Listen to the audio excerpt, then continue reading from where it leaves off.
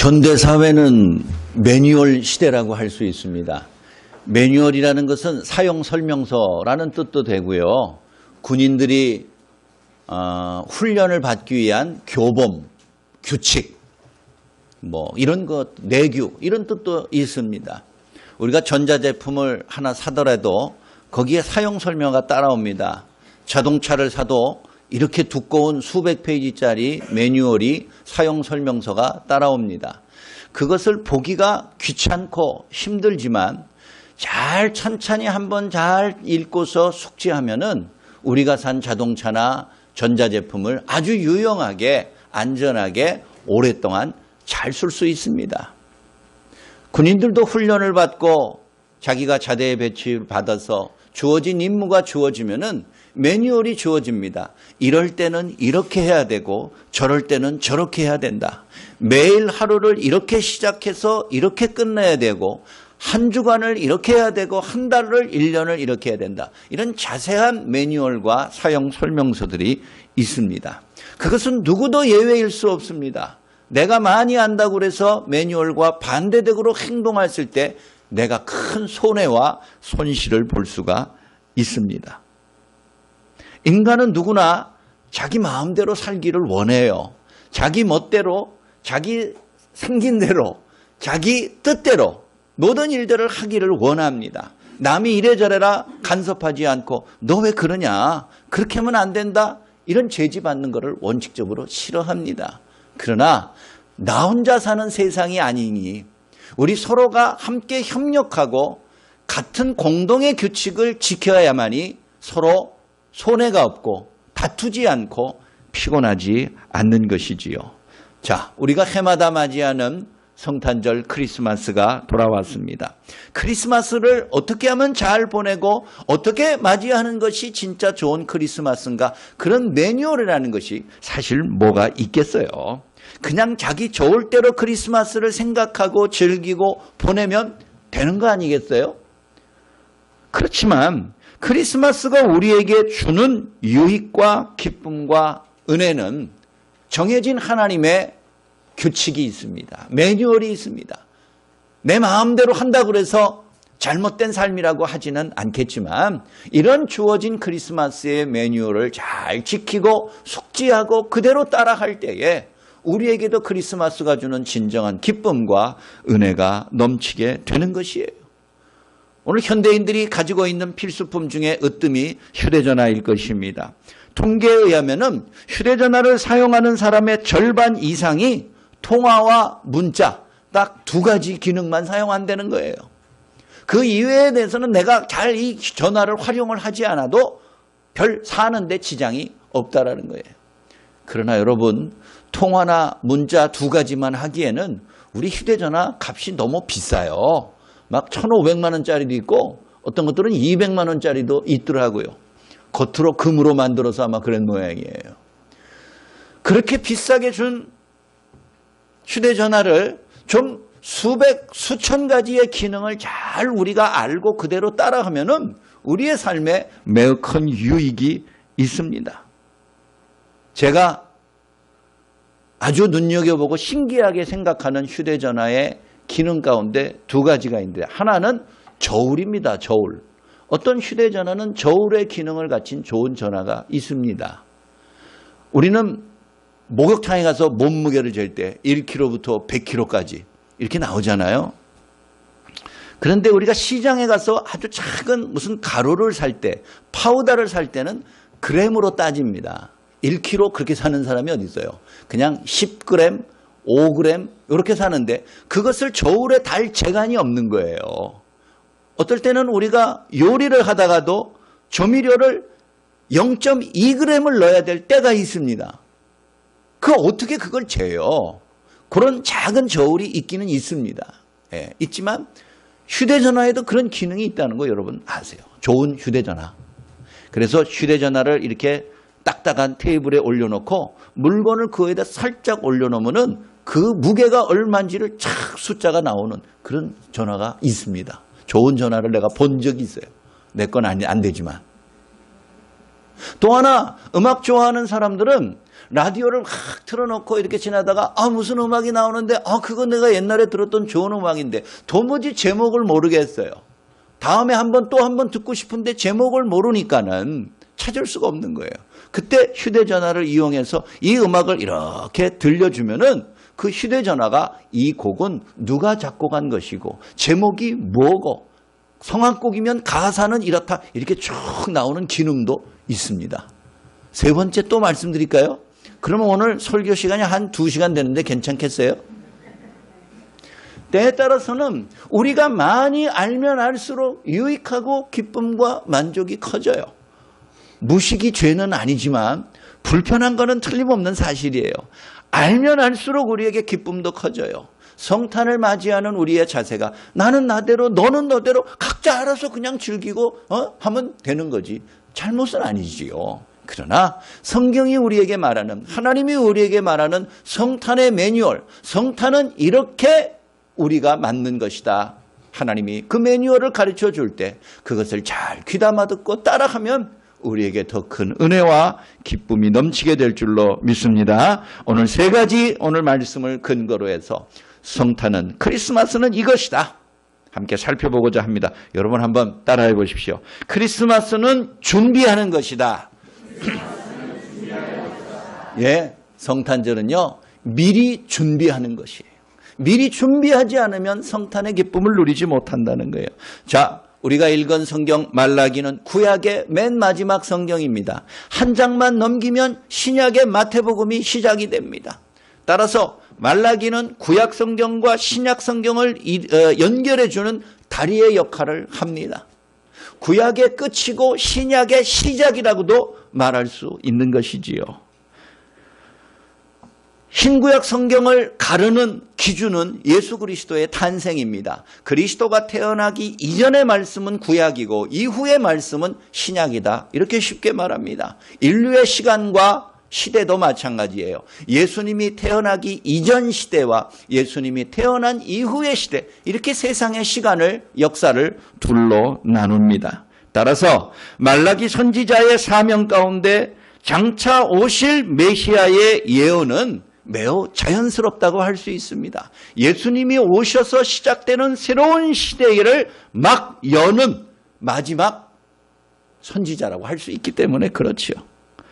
바벨론에게 멸망한 이스라엘이 하나님의 약속대로 70년 만에 고향으로 돌아왔습니다. 그러나 오매불망 기다리던 고향에서 자기들을 기다리고 있는 것은 가난과 질병과 적들의 괴롭힘이었습니다.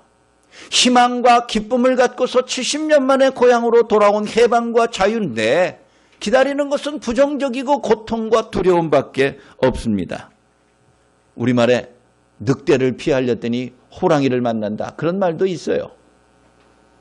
바벨론을 피하고 바벨론의 노예 생활에서 고통스럽게 괴로움을 겪다가 해방돼서 고향으로 돌아왔는데 웬걸요? 거기에는 더 큰 고통과 괴로움이 기다리고 있으니 얼마나 이스라엘 백성들의 마음이 낙심되겠어요. 그들의 절망이 깊어지고 눈물이 그칠 줄 몰랐습니다. 그때 하나님께서 여러 선지자들 가운데 특별히 말라기라는 선지자를 통하여서 곧 오실 구세주 메시아를 너희가 준비하고 기다려라, 이렇게 말로서 그들을 위로하는 것입니다. 이스라엘 백성들에게 필요한 것은 먹을 거인지 모르겠어요. 더 풍요로운 경제적인 삶인지 모르겠어요. 그러나 하나님이 그들을 위로하는 방식의 제일 첫 번째는 장차 오실 그리스도를 준비하는 것이 너희에게 가장 큰 유익과 능력과 은혜라는 거예요. 오늘 1절 초반의 말씀 이렇게 말합니다. 내가 내 사자를 보내리니 그가 내 앞에서 길을 준비할 것이다. 하나님이 여러 사자들, 사신들, 선지자들을 말하는 거예요. 여러 선지자들을 보내고 또 새로운 선지자를 너희에게 마지막으로 보내니 그가 길을 예비할 것이다. 여기서 말하는 사자는 세례 요한을 가리키는 것입니다. 구약의 마지막 선지자라고 할 수 있는 예수님 바로 직전에 온 선지자, 마지막 선지자 요한을 하나님이 보내는데 그 요한의 가장 큰 임무 가운데 하나는 뭐냐? 그의 길을 예비하는 거예요. 장차 오시게 될 그리스도가 나아갈 길을 닦아놓는 거예요. 많은 사람들로 하여금 희망을 갖고서 귀를 쫑긋 세우고 그분의 말씀을 듣게 하는 것, 마음의 준비를 갖추는 것, 그게 선지자들의 역할이라는 거예요. 멸망 후에 절망에 빠진 이스라엘 백성들을 위로한 예레미야를 비롯한 수많은 선지자들 역시 이와 같이 하나님의 약속을 성취하실 메시아가 오실 것을 끊임없이 예언하였습니다. 참 놀랍지 않습니까? 이사야 선지자부터 이 말라기 세례 요한에 이르기까지 그 사람들의 시대는 200년 차이가 납니다. 서로 얼굴 한번 보지 못했습니다. 그런데 이 선지자가 예언하는 것과 200년 후에 다른 곳에서 활동하던 선지자의 예언하는 내용이 어쩌면 그렇게 똑같아요. 한 인격체를 준비하고 예비하라. 그 말이 모든 선지자들의 한결같은 하나님의 뜻이라는 거예요.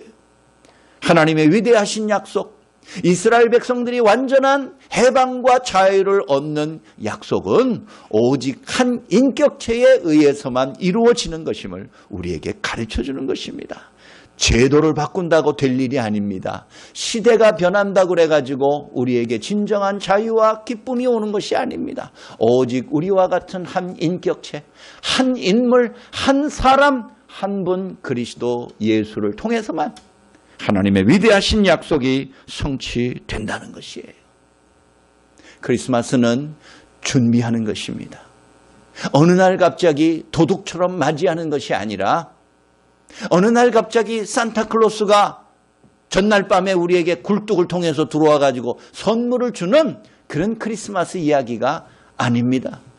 오늘 현대의 집들은 굴뚝도 없지만 그래서 산타클로스가 들어올 때는 초인종을 눌러가지고 얼굴 확인하고 지문 찍고 들어오겠지만 진짜 성탄과 진짜 크리스마스의 감격과 기쁨은 산타클로스나 밤손님에 대한 이야기가 아니에요. 오래전부터 하나님이 예고하시고 준비하고 우리에게 미리 가르쳐준 그리스도를 기다리고 그리스도를 준비하는 마음을 갖추어서 우리에게 감격스러운 은혜를 맞이하는 순간입니다. 그날을 위해서 그분을 위하여서 준비하는 자에게 진정한 위로와 은혜가 임하게 될 줄로 믿습니다. 두 번째도 한번 따라해 보십시오. 크리스마스는 사모하는 것이다. 우리 사모한다는 얘기는 사랑한다는 얘기입니다. 조용히 사랑한다는 뜻이고 무엇인가를 강렬하게 기대하고 희망한다는 뜻이 사모하는 것이에요. 그렇습니다. 크리스마스는 무엇인가를 강하게 기다리는 거예요. 깊은 열정을 가지고서 희망하고 고대하는 것이 그게 성탄절의 중요한 조건이에요. 다시 1절로 돌아가서 보면은 1절 끝에 보니까 이런 말입니다. 또 너희가 구하는 바 주가 갑자기 그의 성전에 임하시리니 곧 너희가 사모하는 바 언약의 사자가 임하실 것이라. 이스라엘 백성들의 마음속에 강하게 사모하고 사랑하고 고대하고 희망하고 기다리는 그 언약의 사자가 오는 날이 그게 바로 성탄절이라는 거예요. 그게 바로 크리스마스라는 거예요. 이스라엘 백성들이 고난과 괴로움의 시절을 견딜 수 있었던 이유는 하나님의 약속 때문입니다. 약속이 없으면 인내도 없습니다. 내게 주어진 희망이 없는데 뭐하러 오랫동안 참고 기다립니까? 내 멋대로 그냥 내질러버리고 말지. 그러나 참고 기다리는 것은 미래에 대한 희망과 갈망이 있기 때문에 그런 것이에요. 이스라엘 백성들은 절망의 현실에서도 하나님의 약속을 구주를 통해서 이루어질 것이라 그렇게 마음으로 희망했습니다. 그래서 기다렸어요. 그런데 오늘 여기 말라기 선지자가 이스라엘 백성들에게 말하기를 기다리고 구주가 기다리고 언약의 사자가 기다리는 것을 그냥 시계만 바라보고 그런 식으로 기다리지 말라는 거예요. 진정한 기다림과 진정한 고대하는 것은 마음의 강한 확신과 열정과 꿈과 기대를 갖고서 기다리는 거예요. 직업 가운데 파티 플래너라는 것이 있습니다. 파티 플래너, 영어이지만 쉽게 말하면 파티 기획자 뭐 이런 겁니다. 요즘 우리 한국 사회도 무슨 기획사, 무슨 엔터테인먼트 기획사, 그래서 모든 가수나 뭐 유명한 배우나 연예인이나 어쨌든 이런 사람들이 다 소속된 자기의 기획사들이 있어요. 그 기획사들이 이 사람의 모든 일정을 관리해 주는 거예요. 누구와 몇 시에 만나서 무슨 내용을 몇 분까지 한다. 뭐 이런 거 말이에요. 일정 짜주는 비서 역할도 하고 또 광고 계약이나 영화나 드라마에 출연하려면 그것도 계약을 하는 거. 이런 것들도 그 기획사에서 다 했는데 이런 사람들이 일종의 플래너들이에요. 계획하는 사람이다. 그래요. 미국이라는 나라는 파티를 많이 합니다. 그래서 걸핏하면은 사람들 모아서 파티하고 즐기고 이런 것들을 좋아합니다. 매주 하는 사람도 있어요. 그런데 좀 돈 많고 유명한 사람들은 아예 파티를 계획하는 사람을 고용을 합니다. 그 사람에게 비싼 값을 주고서 한 번 파티를 열 때마다 수억 원씩 돈이 나가요. 그러면 이 파티를 기획하는 사람이 보통 사람이 아니에요. 굉장히 유능한 사람입니다. 많은 것을 알고 있어야 되는 것이고 예술적인 감각도 있어야 되는 것이고 그리고 밑에 사람들을 잘 이렇게 지시해서 일을 성공시킬 수 있는 리더십도 통솔력도 갖추고 있어야 되는 것이에요. 치밀하게 모든 것을 관리할 줄 아는 능력이 있는 사람이 파티 플래너라는 직업이에요. 그런데 통계에 의하면은 이런 사람들의 재직 기간이 직업 가운데 제일 짧다는 것이에요. 뭘 말하겠습니까? 그 일을 오래 계속하는 사람들이 많지 않다는 것이에요. 왜? 능력이 없어서 그럴까요? 받는 돈과 수입이 적어서 그럴까요? 아니에요. 그 일에 대하여 보람과 만족과 기쁨을 얻지 못하기 때문에 그래요. 돈은 많이 받습니다. 한 번 치를 때마다 수천만 원씩 받는다고 그래요. 그러나 그 일을 오래 하지 않습니다. 우리 생각에는 그 좋은 직업을 왜 그렇게 빨리 그만둘까?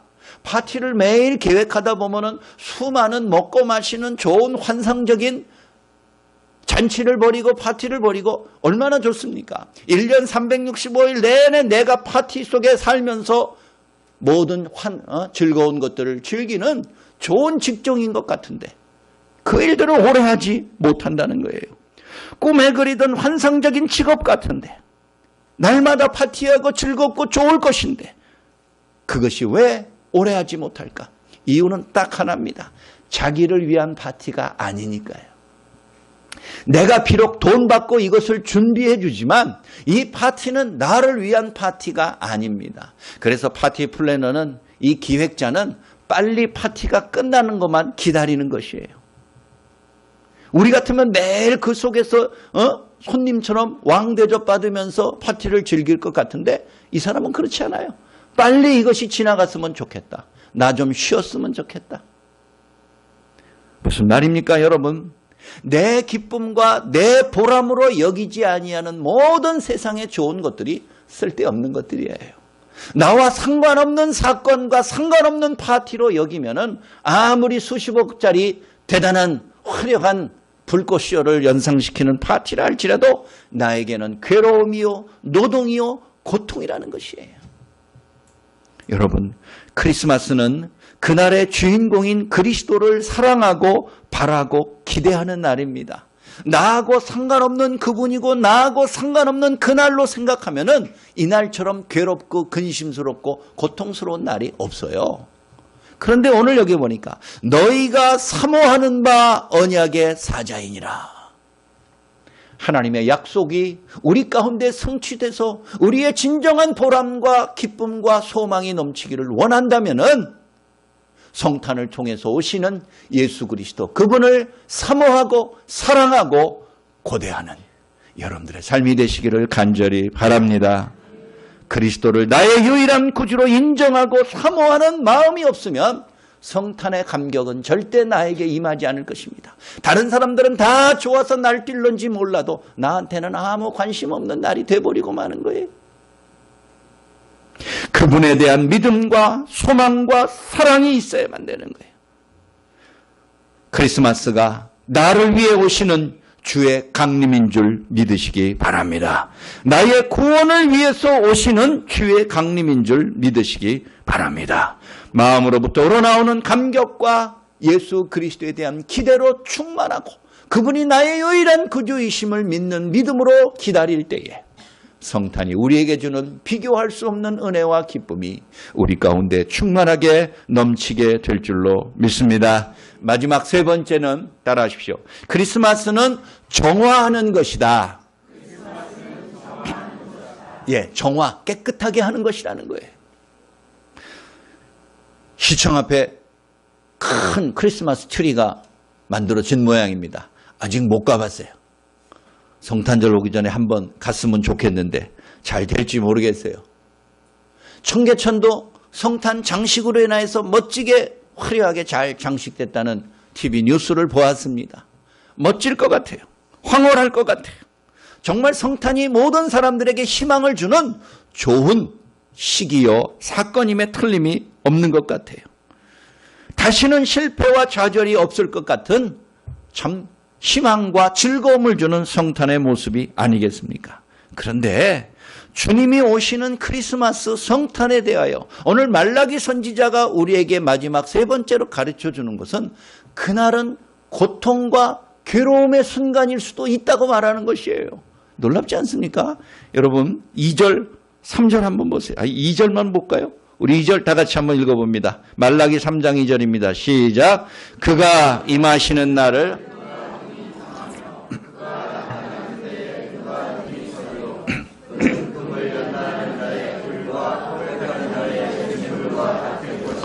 아멘.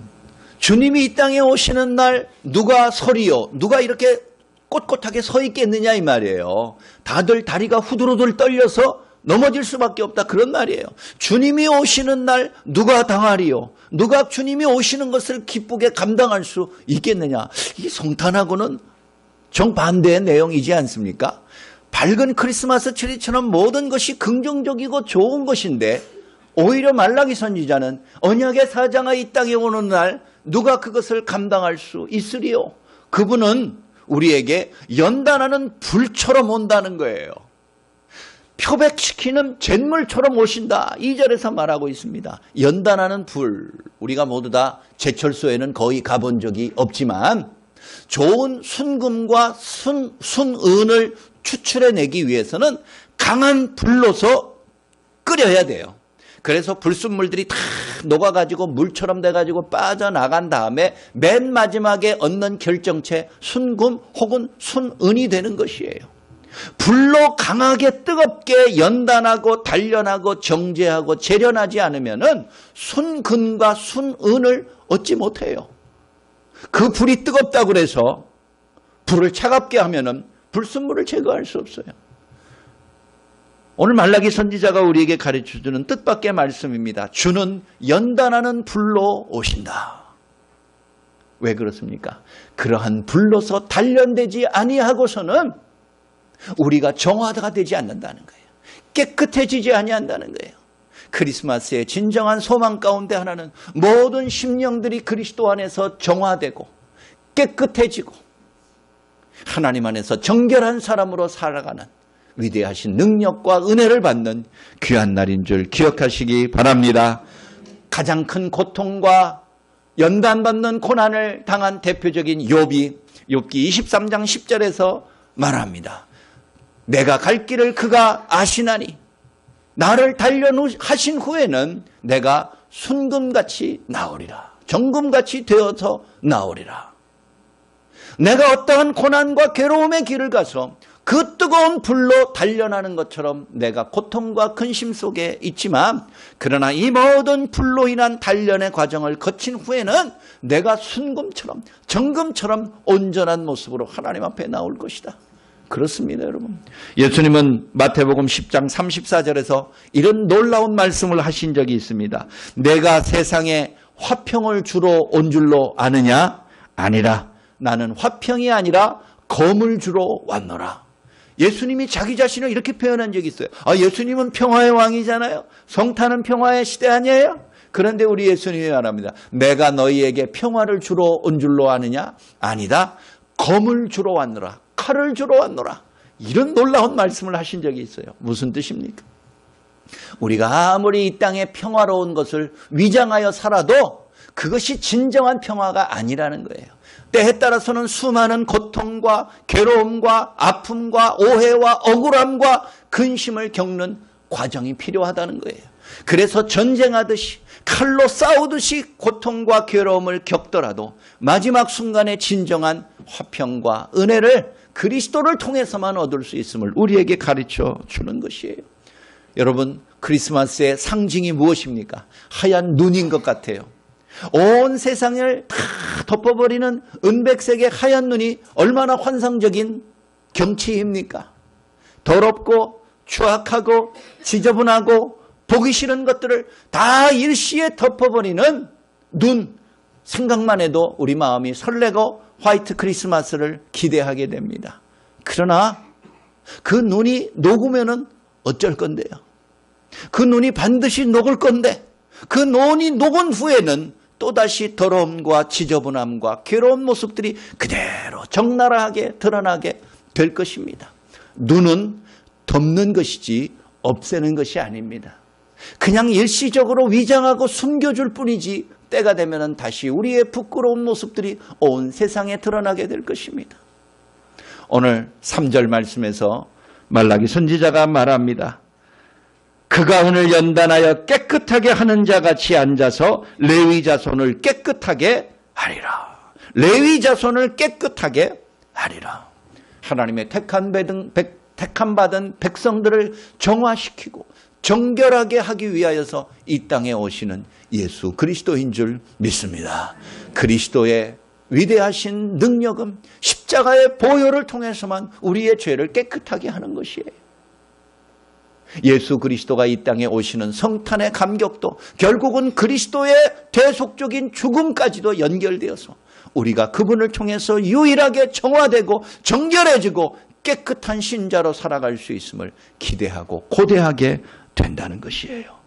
크리스마스의 능력은 죄를 용서하고 정결한 믿음을 주시는 하나님의 은혜입니다. 한 해의 끝자락에 와 있는 지금 여전히 죄와 어둠의 짙은 그림자를 우리가 걷어내지 못했다면 이와 같이 크리스마스가 우리에게 주는 진정한 자유함과 깨끗함과 정결함을 다시 한번 소망하면서 눈으로 깨끗해지려고 그러지 말고 예수 그리스도의 보혈로서 정결한 심령으로 다시 한번 거듭나는 귀한 은혜의 시간 맞으시기를 간절히 바랍니다.